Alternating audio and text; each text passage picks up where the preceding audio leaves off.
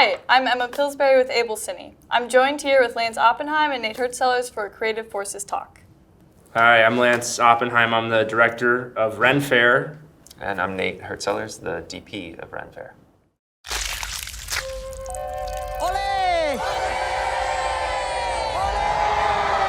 Every Renaissance fair in the United States came into being because they wanted to be like George.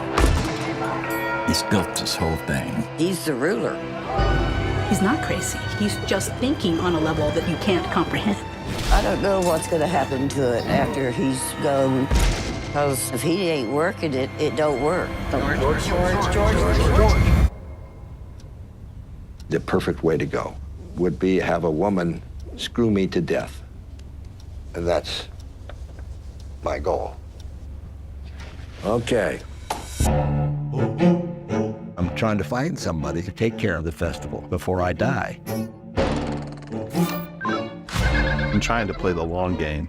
When he dies, George has put me in position to possibly fill in for his shoes. I just don't think Jeff has what it takes. So I want to buy the festival. All right, here we go, boys and girls. I have yet to see a fair successfully handed from one person to another.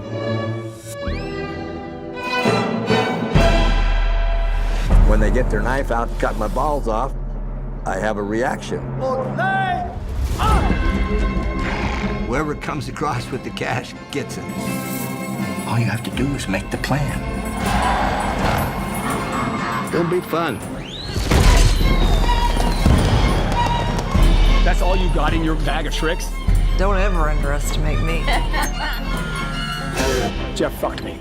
It's just a lie that some idiot posted on social media. They are thick as thieves. What's happening, King of Georgie? Has he gone mad? Are you having a good time? Shut the fuck up.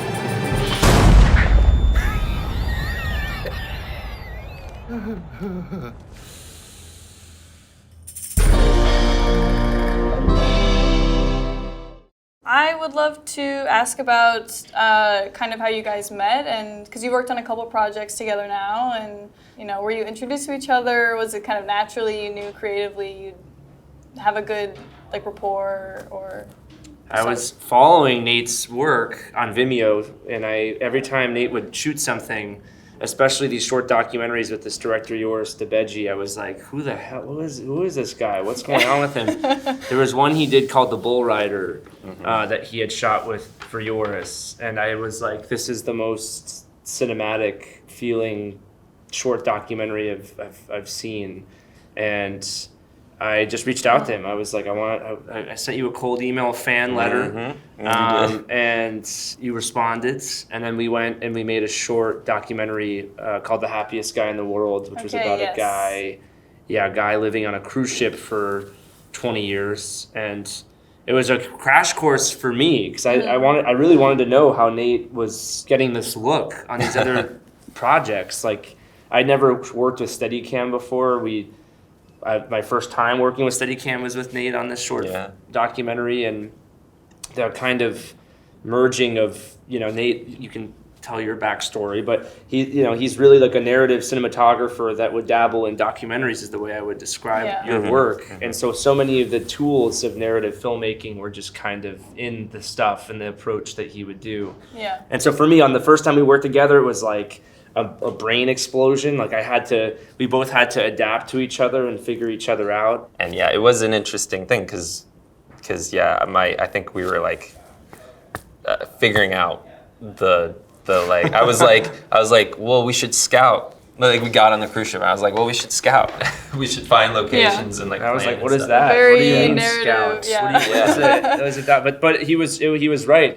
And really, there is a lot of overlap between the two films. I mean, Ren Faire we consider like a movie in a way, and The Happiest Guy in the World, the short documentary. That both projects are really trying to evoke the sense of large scale fantasy that the people in them, the participants, have. And Happiest Guy in the World is a guy living on a cruise ship, so we were trying to kind of emulate the setting and the worlds visually. And there's a lot of big Jarrett Morgan is doing the Steadicam operating. All these massive camera movements that felt like out of like Goodfellas or something. We were just kind of doing on the Super fly. Super cinematic, yeah. And on Ren Faire, it was a very different version of that, but there was it felt like an extension of some of the stuff we had done together that first time. Yeah, sort of we built off of it because Ren Faire has a lot more construction in terms of like, you know, shot, reverse shot, even more so than what we were doing on Happiest Guy. Okay, I mean, a question I have going off of that is when you're planning and prepping for a documentary, which is something that, you know, there's a lot of unexpected things going on, do you, like, when you talk about the cinematic language and, like, all of that stuff, what do the conversations look like when you're going into creating your film without really knowing what it's going to be? I mean, documentaries change so much, and you know, Ren Faire was like a 3-year-long, like we shot it over the course of 3 years, so it constantly would evolve and change. But I think in the beginning for Ren Faire, we were looking at like, I don't know, images from old fantasy movies. Okay. We talked a lot about like how do we shoot the Ren Faire universe and not make it feel like there's like any detached irony. Like we wanted to make it feel as immersive as like Kingdom of Heaven, like the Ridley Scott movie, or you know, we were talking like Barry Lyndon. Like we wanted it to feel like emulate the period details when you go there. Of course, when we got there are no period details because like everyone that's dressed in the Ren Faire universe, they're all from different time periods. There's even like people dressed as like Freddy Krueger. Yeah. It's like it's almost like Halloween. You know the kind of original. What I thought we would find was a little bit different. Stylistically, how do you make everything feel like this 100-acre set feel like a fantasy land? You know, that is just alive, and that was the thing we kept talking about all the time. Yeah, so we went with like really funky anamorphic lenses, like which give you that proscenium, like all the world's a stage, because you know you've got this like large left to right horizontal plane to play with. Yeah. And they were like super funky. And then we would also bring in other funkier lenses. Yeah. But yeah, it was like instead of coming in and like kind of being objective through like a clean sort of modern lens, it was like, okay, let's kind of get as old and embedded visually as this space is with our camera and lens. Yeah.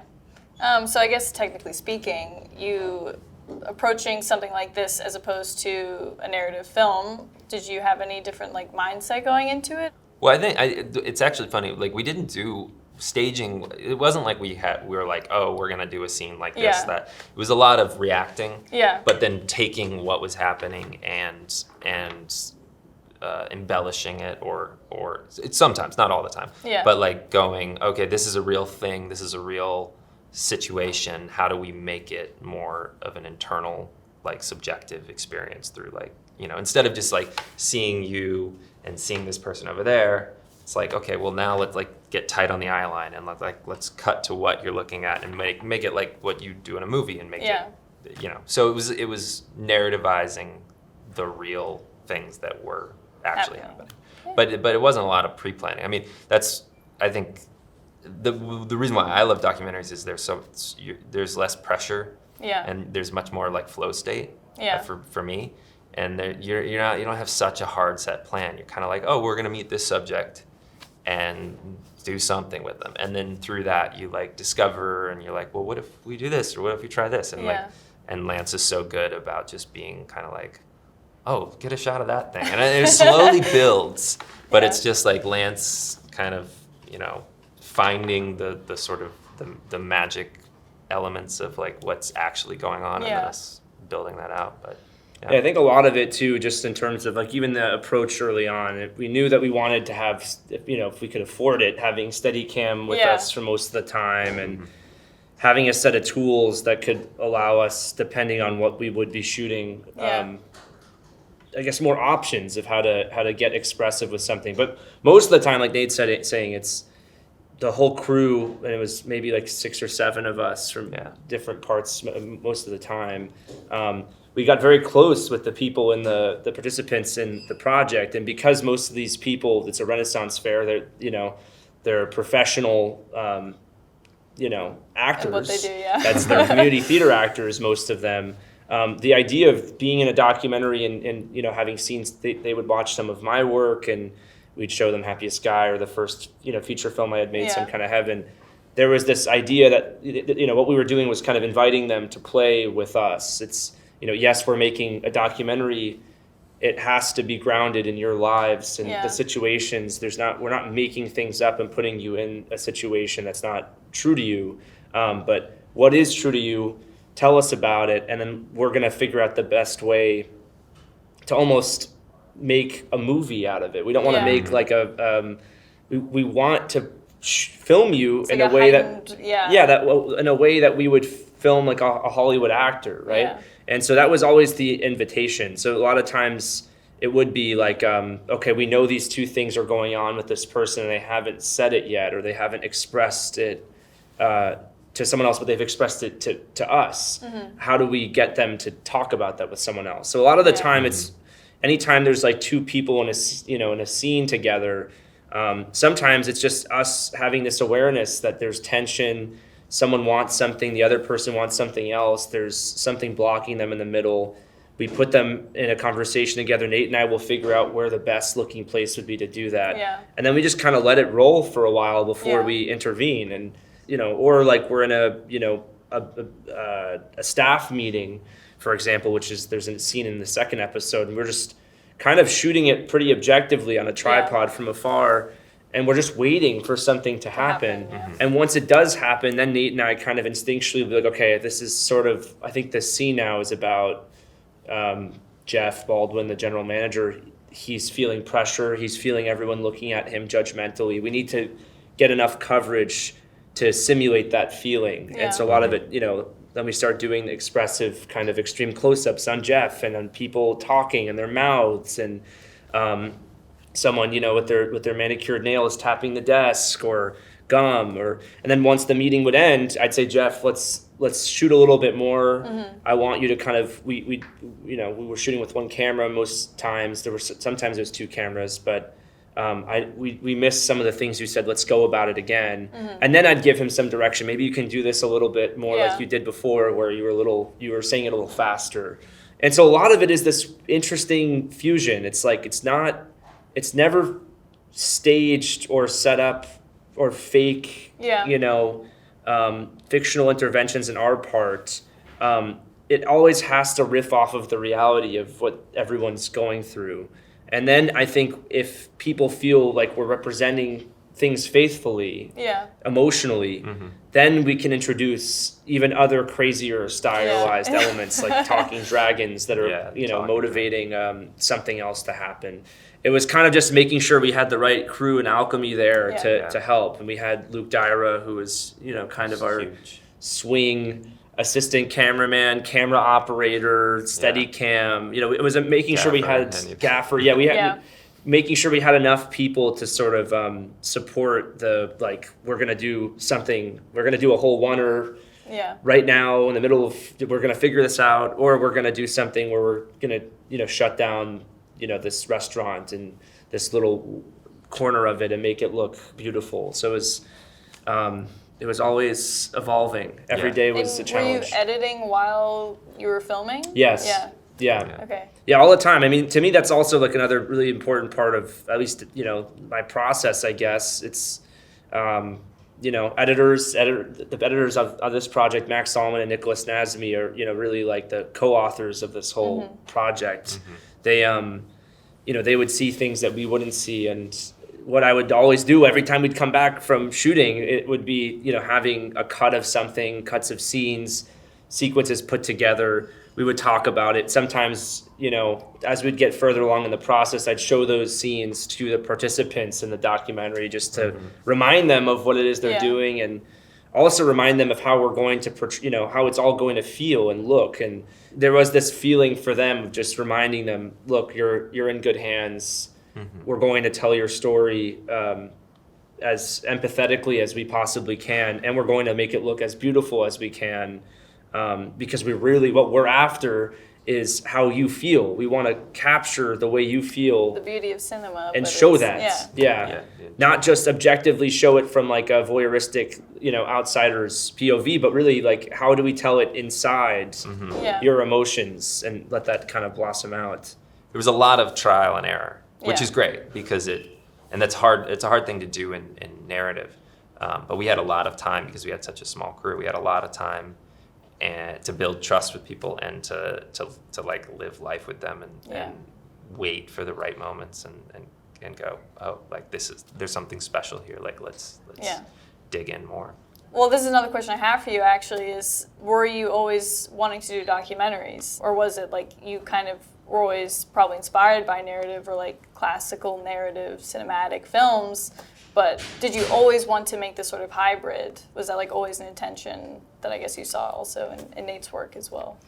I was always just interested in movies, whether it was a documentary or a fiction film. And I guess the thing that I was always inspired by with documentaries, especially the ones in like the 60s and, like movies like On the Bowery, where it used to be that like the tradition of making documentaries required this because the cameras and the technology hadn't shrunk down yet. Yeah. It required like a real cinematic approach to capture something. It required real performances from the subjects themselves to be truly a performance. And it required this collaboration between the cinematographer, the director, the sound person, and the person in it. And then I to me, those are the more interesting. I just love watching films like that, where it feels like there's an artifice to it, but it also feels like there's maybe more truth to it as well, because everyone is more or less operating on the same grounds, as opposed to like a verite documentary, or even just a verite documentary where someone like kind of people are acting as flies on the wall and then figuring out what the edit is or the story is in the edit. I like when in making these things, I like this feeling that it's almost like we're adapting. Yeah. The screenplay is our participants, and we are interpreting it visually. It's no different than like getting a fictional script and then figuring out the visual ways and emotional ways to communicate that. To me, the most fascinating part, and the reason why I think, granted I'm biased, but I never got bored of watching this project and the footage from it and what we would be shooting with it. There's something so exhilarating about this sort of strange, I don't know, it's this like permutation. What you're watching is real. These are people's real lives. But there is this omniscience that each of the subjects have. Like they're sort of performing for George in a way. They know that eventually George, their boss, will be watching this documentary. And so in most scenes, there's this it's such a strange thing to describe. It's like they're performing their lives for the camera, knowing that someone will eventually watch it that could potentially fire them at any time or potentially promote them. And so they're using the medium in a way that we can't control, even if we can control the image making and how it looks. And so every time I watch it, I discover something new in each of the people. It's, again, granted, they are not actors. They aren't really, we're not giving them a script to perform from, but they're doing something so different than how I think most people interact with cameras, especially in this day and age when everyone is so camera conscious. Even I am right now, and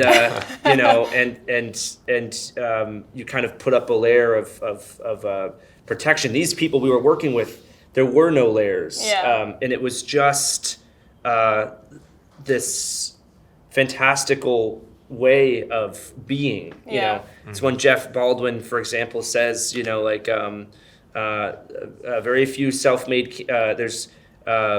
He says, plenty of millionaires, very few self-made kings. He talks in this such a fantastical way that he wouldn't necessarily do when the cameras weren't on him. But when they were on him, something else came out. This other, maybe, I don't know, this latent side of himself. The truth. I think they want, if you ask someone enough times, people are probably going to talk. And I think that's something that's very interesting about just humanity. And people want to be heard, they want to be related to, they want to be understood, or at least maybe feel like they exist. And I think that that's something that I saw in your film is like you, especially having the 3-year timeline to get to know them and all of that. It just seems like. Yeah, I mean, we got to know them. Yeah, so you got well. to know them. Yeah, I mean, the crew has become such a family, but also, you know, Jeff and Brandy very much so. Like, I feel like they're like my aunt and uncle. Like, there is such a closeness and trust and love that developed between us that really allowed for earnestness and real vulnerable moments. Yeah. I felt like we all were partners in telling this story in a way, especially as it became clear that like what the story was like a Mobius strip, and it was about a cycle that has affected so many people that have worked there, that they're all kind of destined to just be on this merry-go-round forever. For George, there was nothing like I've never seen anyone do what he does when he's on camera. It's like he has like a tight 5 comedic routine that then stretches out. Every mannerism, every quip, every comment is so specific and strange and original. And then for someone like Jeff or Louis or Darla, it's like this. They are treating their performance in this documentary as an extension of what they do at the fair. So they are not being the classical documentary subjects. They are characters, they are archetypes, and yet the real emotions from who they are when the cameras aren't there are being projected through this artifice. So it's to me, every time I watch it again,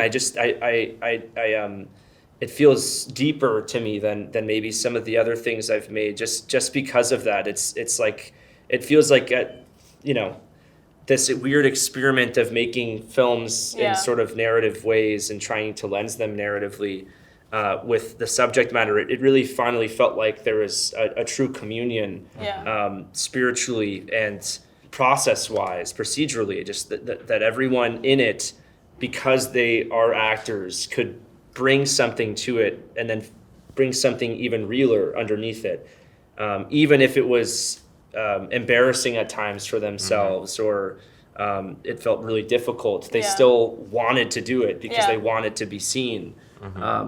To your question about like, did we? I don't know for you, Lance, but I never really watched documentaries. I never wanted to do documentaries, and it was because of that when I started to do like short docs, I was like, well, I gotta make them as much like the things that I want to do, so that I actually enjoy it, and so I would like impose this like narrative style on the things as a way of just like keeping myself interested.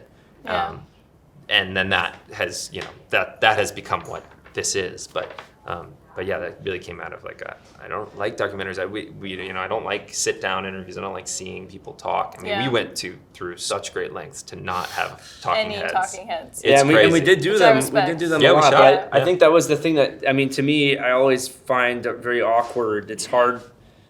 Some people can do it beautifully. Like Errol Morris can do it beautifully. So many filmmakers can find a way to spice it up. But for myself, and when we were doing these, I always just feel so awkward. It's like I'm also talking to someone to sit down and I'm doing now. But well, it's a little different because we know each other a little bit, but not as well. But like when I'm with someone in the film, it's like I've been talking with them ad nauseum about the things we would like to capture, and so finally they're there. I'm asking them to sit down. They know I'm going to ask them something, but it feels so much more formal than I guess the way a relationship would imply, and even the idea of just having like this sort of testimonial interview frame. It starts to feel more like an interrogation. Yeah, more trust in that. Yeah. I'm going to jump ship a little bit to you, Nate, about this test that you did with the C400.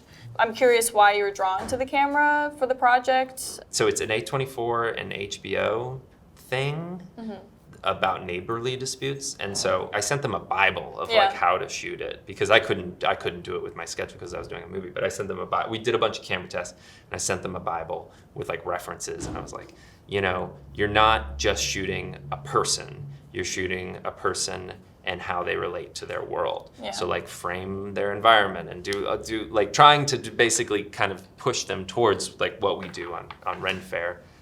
Thinking about not just like handheld and let me be in a close-up and just listen to people talk, but like provide the irony of like seeing a person in their like weird ass garage, or I don't know, having juxtaposition relationships between characters, things like that. And they had originally shot on like a really crappy Handycam. Yeah. And I was like, okay, we also need a better camera. Yeah. And so we did a bunch of tests, and we tested the Sony camera that they had used, and then the FS7, and then the C400 and the C300. And we were like, oh, the C400, that's the camera we want. And unfortunately, it wasn't available because it was like, they started shooting and it had not been released yet. And the big thing was the cameras that they were using, the Sony cameras that they were using were just like the zoom on them that's built in wasn't very wide. It was all very objective. And I was like, you got to be able to get close. You got to be able to get wide shots. So I was like trying to figure out wide angle adapters for those Sonys, but they're all I don't actually understand the mechanics, but they're 3 CCD cameras. And so I'd put a wide angle adapter and it could never get into focus. We got the Canon whatever the Canon camcorder is. That's what they ended up shooting on. We bought those because those are one sensor. And then you're able to throw a wide angle adapter on it and actually get these super wides, which is like now become the aesthetic of the show. The show is like all these kind of funky, close, weird lenses up in people's faces and stuff. So that show is being shot on Canon, not the 400 as we would have liked, but still, it's it's great. But yeah, that show it's wacky. You gotta see something. Yeah, I know. I need to. It's so good. Yeah. Oh man, they really like. I should show you the Bible I sent them. It was like a little manifesto on like this is how you shoot things, and they really ran with it, and it's so good. I now have I showed you my robot rig? No, you so told me about it. Jarrett fabricated it for me, but basically it takes an SDI signal, converts it to HDMI, and then goes into this like drone headset camera that's a single eye piece. So instead of having a monitor on the camera, you just have I can just see it here, and I wear that on my head. The camera can like operate in space like willy-nilly, and I can see what it's doing without like having to follow the camera. That, and then doing like a proton pack where you put the batteries in the back and you put the Pterodactyl in the back, and so you suddenly have this like really tiny camera. It's very like Revenant, I think. It does stuff like this to get it really light.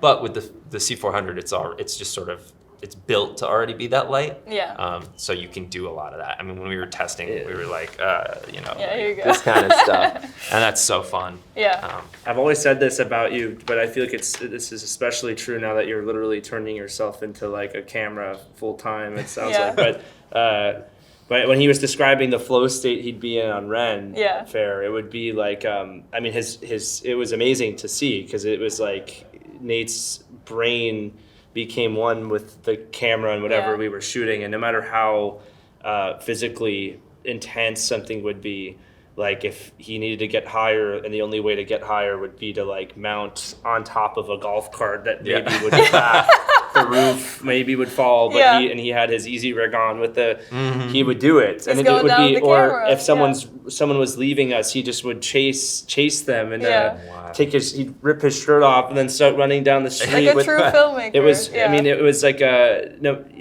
Nate would literally transform himself into a camera. I was in really good shape during that show, but also it's just like when the physical, you can just go to such lengths when you're like, this is good. When it was happening, you're not even thinking about your suffering. You're just like chasing it down. But there's some shots in the thing when I watch this show, I'm like, whoa.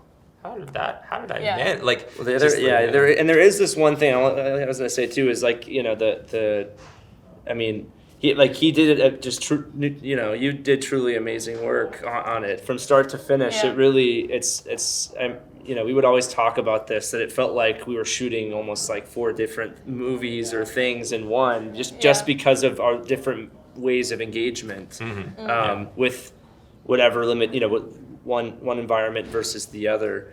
But I will always think about, I mean, it's I think when we set out to try and make this feel like, how do we locate the fantasy in the back office, rooms where so much of the show was taking place, so far away from the actual facades of the fairgrounds. I mean, all of that just comes from the types of camera movements and the ways in which you would operate things, and even just straight up with creating the LUT and the color temperature of different worlds, and then working with our colorist Damien van der Kruisen at the very end of the process. It really transformed it into this just this like. I mean, really, the way I describe what the style is now is it really feels like an extension of what George describes his house style to be like. Yeah. He says he loves Rococo art, and Rococo art to him means overly decorated.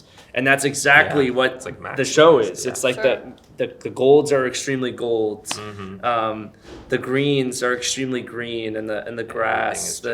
There's just like kind of golden patina, the halation that feels like you're kind of with God when you're with George. And we always started having nightmares of even being with the guy, just the way his house would kind of creep into our subconscious. Psyche, but you did it all. Well, Damo definitely helped really unify things, because for example, when we first went to shoot George, we were gonna do it on Steadicam, and he was like, "Come on!" And we were like, "Okay." Well, I grabbed the camera and just had to run around handheld, and that just became so much of the George is just running around and being handheld. And it was like, "Oh, how is this gonna work with all of our other Steadicam stuff and our Zoom stuff that feels more controlled?" But it ends up adding a layer of legitimacy to it. In ways, it's nice to be able to kind of go in and out of these more stylistic moments, and then suddenly we're handheld and he's saying some crazy shit. Yeah, it feels like something out of Crumb, the Terry Zwigoff Crumb documentary. When you're with him, it's like there's a sense of danger that anything could happen, and the camera and everything that we're doing is so. The messiness of it makes it feel so much more incidentally captured, so much more spontaneous. Versus the moments when you're with someone like Jeff, who you can tell is excited to be lit in a certain way and excited to have cameras on him. Sorts, Yes, exactly. It sort of offsets those things. But so much of Nate, it's like the way he works is that he's a storyteller, and every moment that we're talking about things, or I'm asking, or how should we shoot this? It's like his engagement with the story and engagement with these people's lives and getting to know them so well, and having dinner with everyone afterwards. It's like this wasn't a 9-to-5 job. It really required so much of us. When we would shoot this thing, we all lived in under the same roof in one house on a farm in the middle of nowhere in Texas. And so it sounds like summer camp. It really was. Yeah, it was. We'd come back and watch weird movies and The Fan. The Fan. Tony Scott's The Fan. And get inspired by those. But it wasn't just me that was story plugged in. I think that what we all felt like we were making something really special. Yeah. And so and Lance, to your credit, there is no ego. Anybody can offer an idea, and people felt compelled and engaged to do that, and we all sort of were we were all so excited and so engaged, and we'd spitball. We'd be like, oh, this thing that's happening, and what I don't know. We were also so invested that we were all felt like we were making a movie. It wasn't just Lance is making his movie and we're here to support him. It was we were. There was a lot of mutual respect. When we first got down there, David Govey Herbert, Abigail Rowe, these are two journalists. They came to me with the idea of there's this guy in Texas who has fashioned himself as almost a real-life king. He created the largest Renaissance fair in the country, and he also created a self-sustaining city around the fair, which he is the mayor of. And so he's created a real-life fiefdom, and now there is a succession crisis going on because the guy is 86 years old, and no one knows who's going to take over. And so we all went down there thinking, wow, what was this going to be like? People started throwing around in the world that we were filming, comparisons to how their life was like a real life King Lear. And so what we thought would be a comedy ended up really by the end kind of turning into a tragedy. And then classic Shakespeare. Classic Shakespeare stuff. And not only that, it really felt like, in a way, the events that we captured weren't just you know, a niche or just this emblematic of this one subculture. It felt like it started to become much larger, like a kind of a picture of like the American empire in decline. We didn't know any of this really going into it, and it only really emerged. It kept emerging, and it still keeps kind of emerging. The meaning of it, I guess, to all of us, especially for the two of us who we both met our wives through the process, and like our personal lives changed so much in making this. I have a kid project. now. Yeah. Got a kid coming. Yeah. It's pretty crazy. Yeah. It's pretty crazy. Yeah. I guess my last question for both of you, what is a piece of advice that you wish you had gotten when you were starting out that you would maybe give to somebody now? Try shooting things without lights. Yeah. Try not to light things for as long as you can. Yeah. I think I've said this before, but like lighting, I mean, there's lights here. So, you know, sometimes you need lights, but it's amazing what you can get from natural environments. In managing natural environments on Ren, I'd turn off bulbs or close a window or something. But like, especially in docs, but even in narrative, if you can do stuff like that, you're faster, you're more flexible, and you're creating a space for the actors or performers or, you know, real people to be more authentic, because you've already got a camera in their face. But then if you have a camera and lights, it starts to feel much more like they're on display. Yeah. And so, the best looking images I've ever made had no lights. Yeah. Send cold emails. That's basically my whole. I don't think I'd have a career if I didn't. Oh my god! How many cold emails have you sent? I mean, that's how you guys met. But like I'm truly of the people. Yeah. I mean, like I sent a cold email to Nate. I sent a cold email to Dave Herbert, who eventually we ended up working with together on this project. I sent a cold email to Darren Aronofsky, and then he came on and he produced my first movie. It was a longer process, and there was hundreds of emails I'd sent that were unresponded to. Nathan? There's so many people. It's like if you respect someone and you admire their work and they inspire you, and you find a way to sneakily get a hold of their email, you know, send them a note, whether it's a cinematographer, an actor, a producer, whoever it is. You know, the worst thing they can do is not respond to it because they're busy or they didn't like it. But no one's ever going to sue you or throw you in jail for telling them how much you love their stuff. And the worst thing the best thing that could happen is you can start working with them and get a coffee with them and become friends with them. And but yeah, to me, that's like, if you want to direct, if you want to, whatever it is, it's like, you don't need permission. You don't need to wait for someone to introduce you to them.